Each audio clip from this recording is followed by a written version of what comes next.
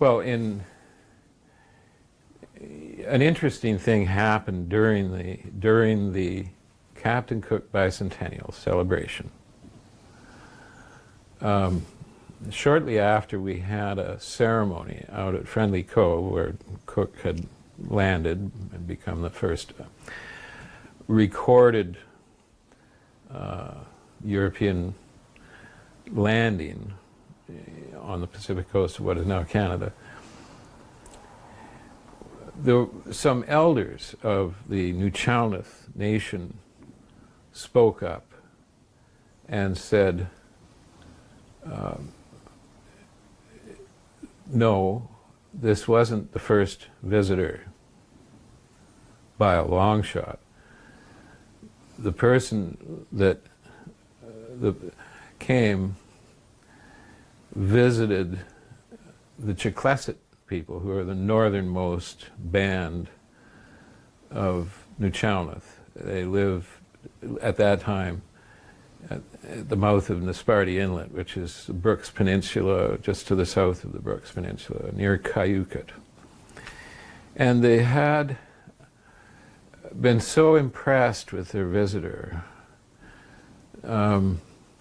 that they had incorporated him in their oral history and their ceremonial history.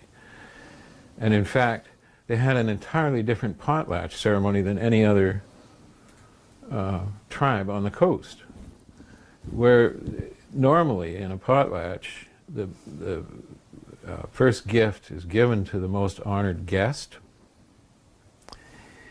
The Chiclesset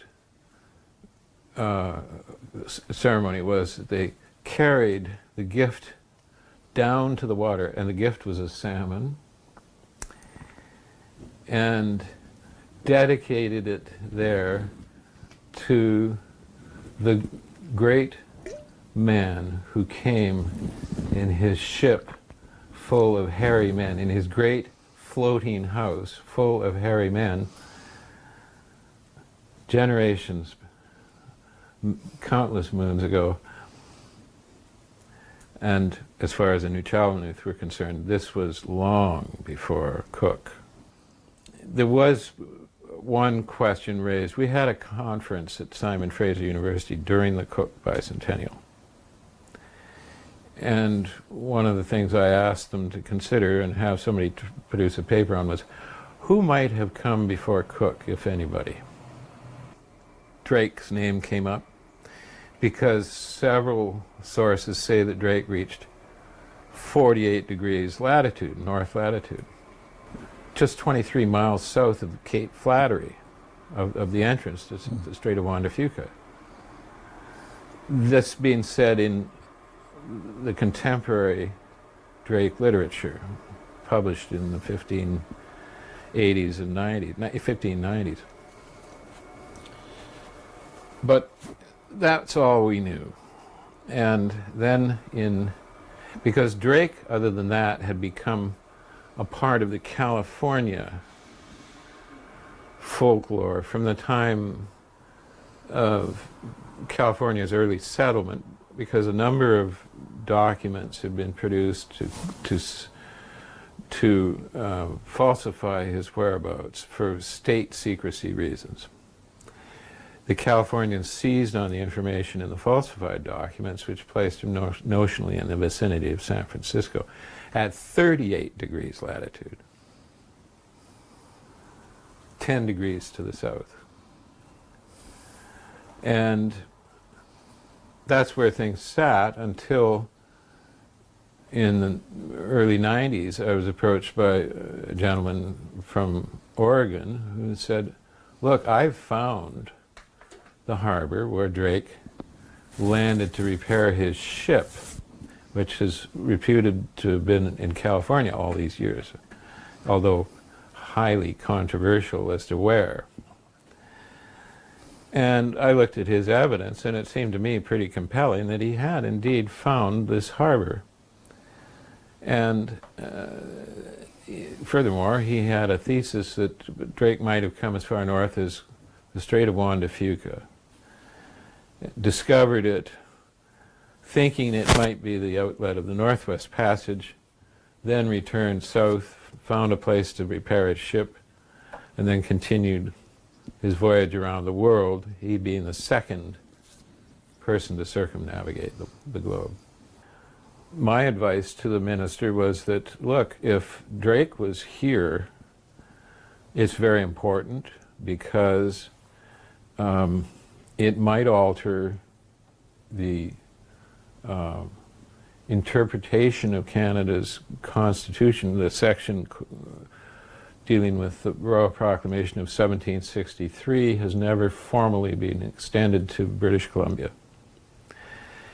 And that section provides that there must be treaties, that the government would be obliged to enter into a treaty before entering upon and utilizing the resources of the native peoples. And so I suggested we should follow up at least some ways, and I met with John, the then provincial archivist, John Bovey, and we went through what there was in the provincial archives. Basically, learned articles and a few copies of a few early maps, and really couldn't find anything that settled the issue at all. In fact, it seemed to be quite muddled. Is I would try to further the research and then circulate it to acknowledged authorities in the field and see if they felt there was any case for Drake having discovered and explored the BC coast. Well, that turned out to be a much bigger task than I had imagined. It took 4 years for me to complete what I thought was a thoroughgoing review of all the known documents for Drake's sortie into the North Pacific.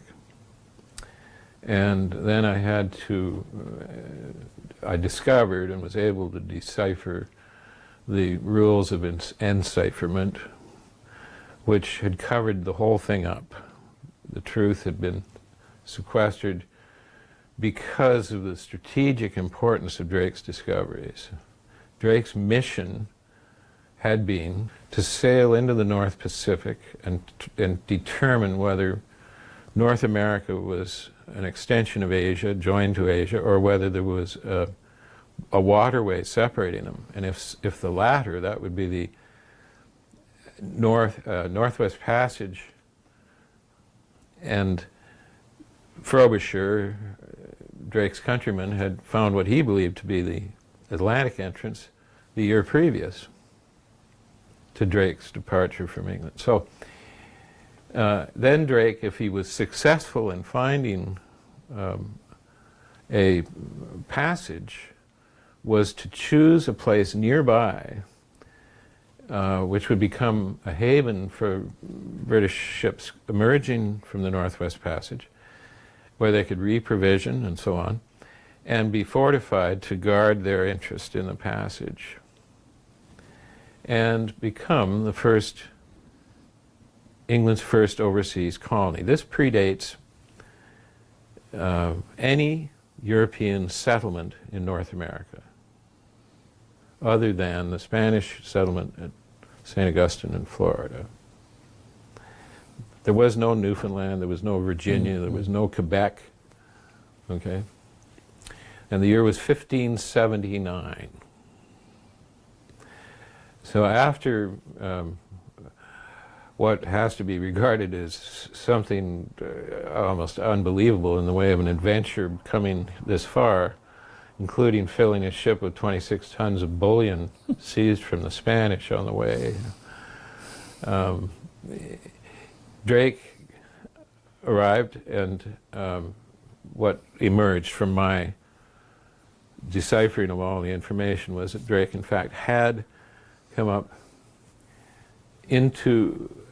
made his initial landfall on the west coast of Vancouver Island in a bad bay,